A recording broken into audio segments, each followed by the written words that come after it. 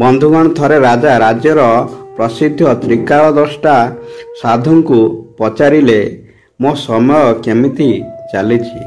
साधु कहिले आपणक लागि यह सबुठारु भल समय। राजा साधुंक कथा शुणी बहुत प्रसन्न होई गले। परदिन सकाळे से एकुटिया मन खुशी रे घोड़ा पिठी रे बसी बुली बाहरी गले। एणे तांको विपक्ष रे एक बड़ षडयंत्र चलीथिला।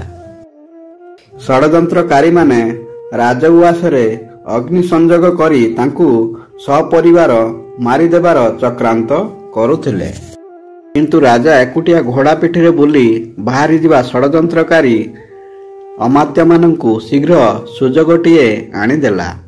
सेमाने राजांकु एकुटिया देखि आक्रमण कले। राजा प्राण बंचाई जंगल को पलाई गले। राजा अगत्या से साधुंक आश्रम रे पहुंचिले। से राजा को आतिथ्य प्रदान करने सहित दुई जन शिष्यों को पठाई तुरंत राणीमा एवं शिशुपुत्र को तांको आश्रम को गोपन रे डकाई आनिले।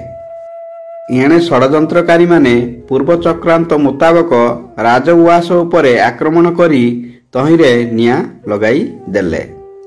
एसबु देखि राजा अति विषण्ण भावे साधु को कहिले, मो राजपद गला, सबुकिछि गला। आपण केमिति कहउथिले जे मोर भल समय चलीछि। साधु कहिले, तुमे तुमर वर्तमानर अवस्था को देखि भाबुछ कि खराब बेल चलीछि।